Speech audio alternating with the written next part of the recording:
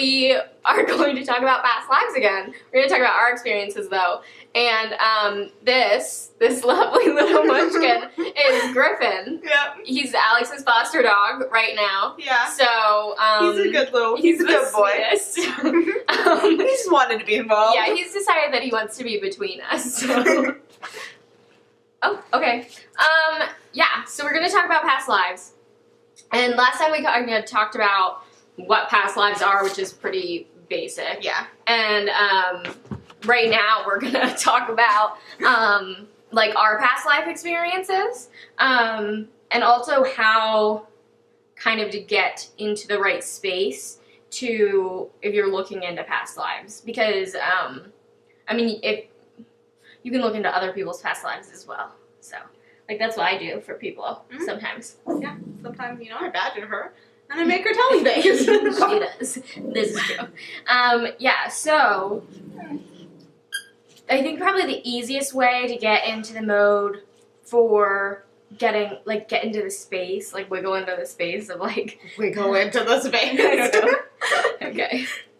So, I feel like the best way to get into the space of like past lives, like it's kind of like, I call it like the stream of information, but so they're like somewhere in there. So I feel like the easiest thing to do is just to meditate, like get into a really good meditative state, and that's actually when most of my past life things have come. If you're doing a reading for someone else, it's different, but for yourself, meditate. And that stream of information you talked about, that is also referred to as Akashic Records. Yeah. I call it the stream of information because I am not good with labels. Yes. So, yeah. Yeah, but for those of you who know what it is. Basically, the Akashic Records are supposedly, basically all the information. All the things that have ever happened. And everything. Ever. And some people can just, tap into it. And well, we all can. We just have to get used to that, space, that frequency. Yes, but sometimes the information you want to know, you shouldn't have. Yes. And so it's not, sometimes you're not allowed to have it. Yeah. Which, I mean, is good, because if someone's like, oh, this is going to happen, and then you, don't stop doing what you were doing, and so then your life path totally changes, and that doesn't happen. Yeah. Yeah, so if it problem. feels like you can't tap into the Akashic Records, you're probably just not allowed to see what you're trying to see. Yeah. Yeah, because sometimes Alex will ask me things, and I'll tell her that you're not going to be allowed to know that right now. Yeah, which is a super bummer. Right, That's but how it is. I'll check on it for her. Because she somehow thinks that she can't check on that. I can check on some things, but the big things, I like to leave to an expert. It's like when you're sick and you have a cold, you don't always go to the doctor. But if you're, dying, you go to the doctor. So you leave the big stuff to the professionals. I don't know. When I thought I was dying, I didn't go to a doctor. Well, that's I a poor just thought choice. it was my time. Yeah, so... basically, it's like the stream of information, the Akashic Records, it's all in there. Mm-hmm. So it's kind of like if you're looking something up, you just have to find the right page it's on, kind of. But it's like a frequency, kind of. Yeah, and she makes this sound very easy, very run-of-the-mill. Don't feel bad if it's not, because it's not easy. She's just insane, and it's super easy for her. But it's hard, and it takes practice and work, and you're not going to see results right away. I would like to say that I am not insane, but yeah, it's it took me a while to figure that out. It's kind of like you're moving around until you get into the right space. Yeah. And because you really have to get more connected with your higher self, your soul, who you are, and so once you're more lined up with that, it's easier to then navigate going through different frequencies or things that we would do on the other side. So, yeah, basically, but you get in your meditation and you kind of just wiggle around, and it's some people envisioning things helps them. So, if you think about it you're kind of figuring out your path to get there until you get into the right spot. Just picture that it's somewhere and then you're going towards it. That can help people. Yeah, but basically meditation and tapping into the Akashic records, as they're supposed to be called, is really the best way to do that. And so I've done that a few times, and honestly, you'll get the best past life experiences when you're not trying to get past life experiences. Like, you can look into things, but like the most in-depth, best memories that you get are just come up randomly because they'll help you at that point in your life. Yeah. And okay, so I feel like I once had what could have been a past life experience, but I didn't follow through on it, was because I thought I was doing something wrong. So basically, when you get in the zone, when you're meditating, sometimes it can feel like you're like losing track of your body, like you like can't feel how far away your hands are, or you feel like really big or really you feel small. like you don't have a body. Yeah, and it just feels like you lose track and things like that happen. And so one time, usually that doesn't happen to me when I'm meditating. And if you want to know more about how I meditate, we have a meditation video that you can watch. But anyway, so usually when I'm meditating, I don't get there, like where I'm like losing track of my body. And so one day though, that happened. And I had recently been told that I wasn't grounded, and that was something I needed to work on in my root chakra. So Which is still true. Yeah, that's still true. So that started happening, and it had never really happened to me before, and it was different. And I was like, oh crap, this is because I'm not grounded. I'm losing track of my body. And then I started having like all these flashing images, like, and I don't remember them, and it was like really hard to concentrate on them. It was like lots of like random flashing images. And I was like, oh my god, this has never happened before, I'm doing something wrong. And so I stopped. And then the next day I meditated again, and I even had crystals for grounding, and I was like, this is not going to happen again. I'm going to do my normal meditation.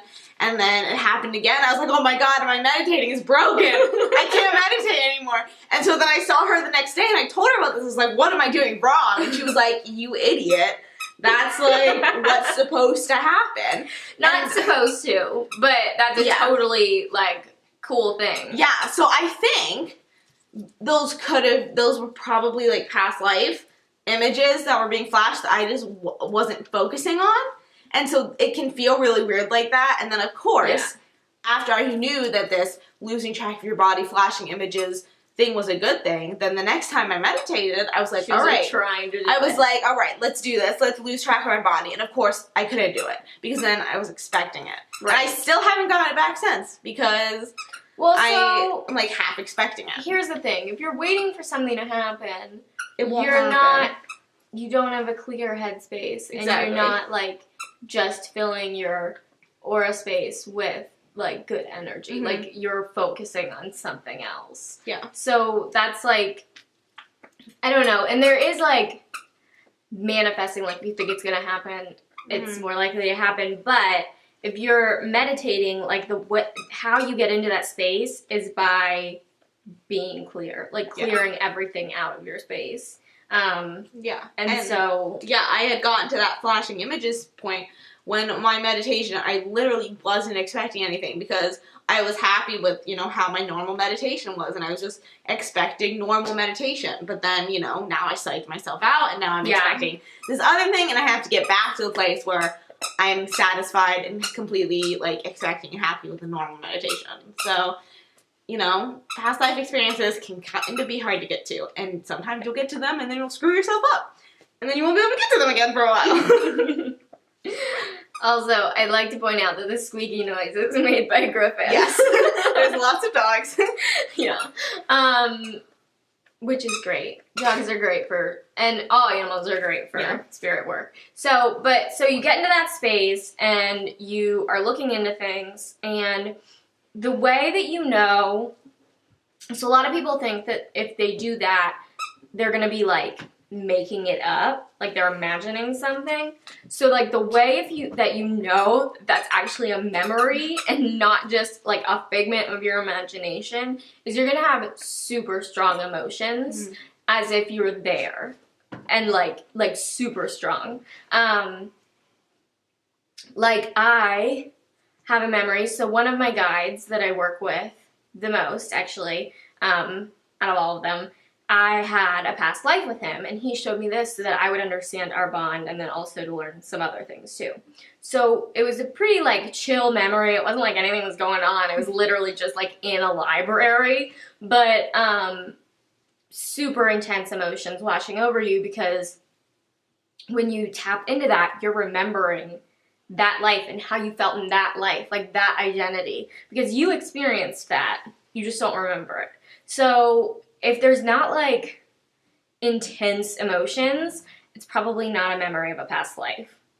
So, which, sorry, but I mean, that's a good point. Yeah, that's a big part of it. Exactly. Yeah, if you're just like walking around and like you're like, hey, remember that time I was murdered? Like, that's probably not a real memory. No. Because if you were actually murdered, it'd probably be pretty intense. And yeah. You probably wouldn't be like, I got murdered about it. Yeah.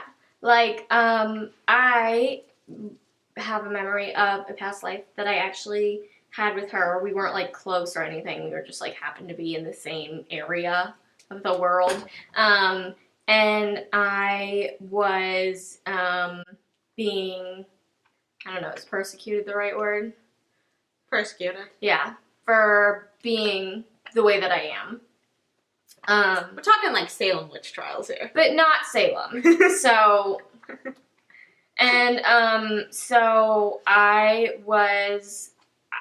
clearly remember standing up on this platform, and I was looking down at all these girls that I knew were, you know, possible victims of this like craziness going on, and just because we're intuitive and just like the way we are spirited now. Yeah. Yeah, so but then it's like, and so I remember looking at Alex, and I remember all of the emotions that I was feeling at that point in time, and it's a super intense thing. So basically, the big things to remember, if you want to get into it for your own memories, meditate, get into that stream of information, Akashic records, whatever you want to call it, like act like you're going to it, like envision yourself going to it. And so another big thing, if there's not strong emotions attached to the memory of it, because it is memories, it's not just like a video, it's a memory, then it's not a memory. Yeah. Yeah, but to remember also with that is that if you're like asking a medium or a spirit person to tell you about your past life, you might not necessarily have emotions the same way as if you're actually experiencing it yourself. Do you know what I mean? Yes. Because I've had you tell me things like the Salem witch trial thing that I was there, but then again, I'm still kind of like, that's so cool. Like, I don't have much emotion attached to that because I haven't. Because you don't have the memory. Yeah, I don't have the memory. Okay. I haven't experienced it, but I know it. Okay.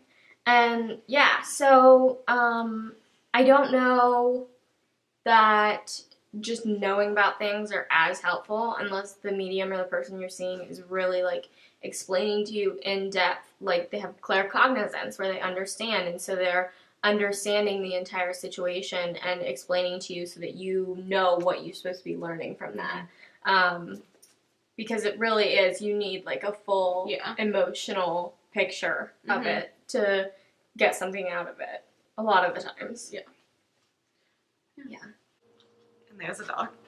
Yeah. So we hope this was helpful. Yeah. Or entertaining at least. I feel like it's a good thing to talk about, just to like get knowledge about it. To let other people know that they're not the only ones experiencing this stuff. Yeah. So, thank you for watching. Yes, thank you. I have a Tumblr. You do. And the link to that is below. And also the Facebook and email. And you can get readings. I can give readings to you on Tumblr. I'll also ask questions, or You'll I will ask questions. I'll answer questions, and yeah, you can ask questions. I like to answer questions.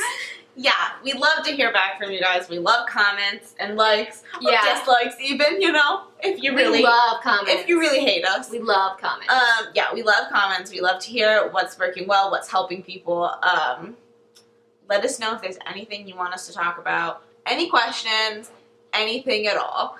And yeah. So, we will see you next Sunday with a new video. See ya. Bye.